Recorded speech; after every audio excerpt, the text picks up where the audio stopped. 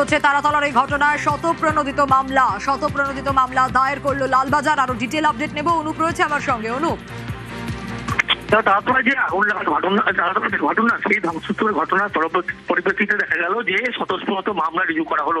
ইতিমধ্যেই কলকাতা পুলিশের পক্ষ থেকে এই মামলা রিজু করা হলো। তারপরে মুখ্যমন্ত্রীর যে নির্দেশ, সেই নির্দেশের পরবর্তী ক্ষেত্রে লক্ষ্য করা গেল লালবাজারের পক্ষ থেকে এই মামলা স্বতঃস্ফূর্ত মামলা রিজু করা হলো।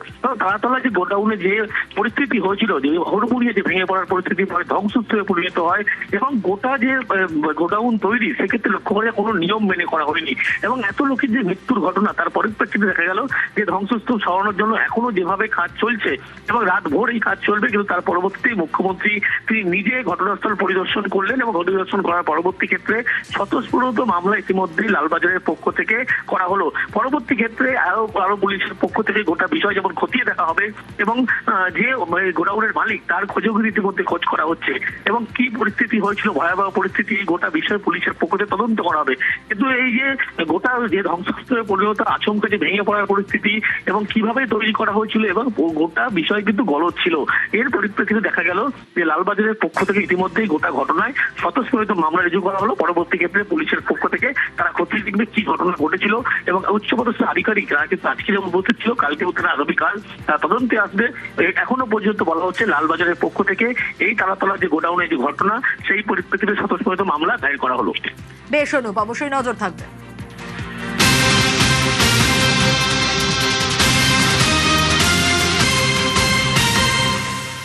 আচ্ছা, তারাতলার ঘটনায় তো শতপ্রণোদিত মামলা লালবাজার দায়ের করেছে, কিন্তু আপনাদের জানাই গোডাউন বিপর্যয়ে তারাতলা থানায় অভিযোগ দায়ের হয়েছে। কাদের বিরুদ্ধে অভিযোগ দায়ের হয়েছে আপনাদের জানাবো আরো একবার, যে তারাতলা থানায় এই গোডাউন বিপর্যয়ে অভিযোগ দায়ের হয়েছে। কাদের বিরুদ্ধে, কারা এই অভিযোগ দায়ের করলো, আপনাদের সব আপডেট দেব। আনোয়ার খানকে গ্রেফতার করতে হবে।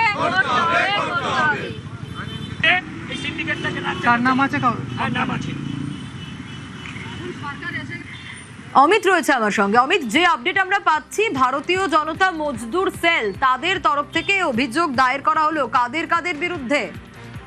দেখো, কিছুক্ষণ আগেই ভারতীয় জনতা মজদুর সেলের তরফে তারাতলা থানায় তারা আসেন এবং তাদের তরফে লিখিত অভিযোগ করা হয়েছে ৮০ নম্বর ওয়ার্ডের কাউন্সিলর আনোয়ার খান এবং ১৩৪ নম্বর ওয়ার্ডের কাউন্সিলর এরা যৌথভাবে এই এলাকায় সিন্ডিকেট চালায় এবং তারাই এই সমস্ত কাজকর্মগুলো, যে সমস্ত যে কনস্ট্রাকশনগুলো হয় সেই সমস্ত কনস্ট্রাকশনের কাজ তারাই করে। তাদের বিরুদ্ধে সরাসরি লিখিতভাবে অভিযোগ জানানো হয়েছে, কারণ এই ঘটনার জন্য এই দুই কাউন্সিলরের বিরুদ্ধে তারা অভিযোগ জানাচ্ছেন এবং তারা মনে করছেন যে আজকের যে দুর্ঘটনা, এই ঘটনার নেপথ্যে আনোয়ার খান, যিনি ৮০ নম্বর ওয়ার্ডের কাউন্সিলর, এবং তার আরো এক সহযোগী তিনি ১৩৪ নম্বর ওয়ার্ডের কাউন্সিলর সামসিক পাল, এছাড়া তাদের আরো অ্যাসোসিয়েট যারা রয়েছে তাদের প্রত্যেকের নামে কিন্তু লিখিত হয়েছে যে এই ঘটনার দায়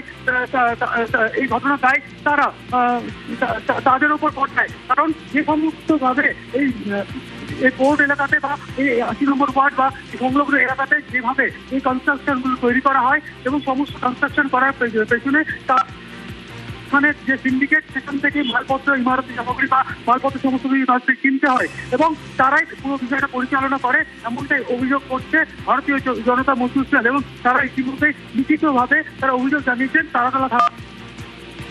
বেশ অমিত।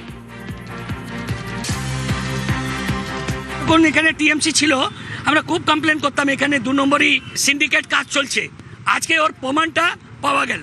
আনোয়ার খানের নামে সোজাসুজি কমপ্লেন আছে। আনোয়ার খান এখানে সিন্ডিকেটটা চালাতো। আনোয়ার খান এখানে ডাইরেক্ট মাল ফেলতো, ডাইরেক্ট ওনার ভাইকে নিয়ে। ওনার সাকরেত ছিল এখানে বিশ্বকর্মা সিং। লেকিন আনোয়ার খান এত মানুষের প্রাণটাকে নিয়েছে, তার নামে আমরা অভিযোগ জানিয়েছি। ওনাকে গ্রেফতার করতে হবে আর ওনাকে ফাঁসির আবেদন আমরা করি। টিএমসির টাইমে ববি হাকিমের এতে একটা মানুষও এখানে মানে ওনার নামে বলতে পারতো না, জেল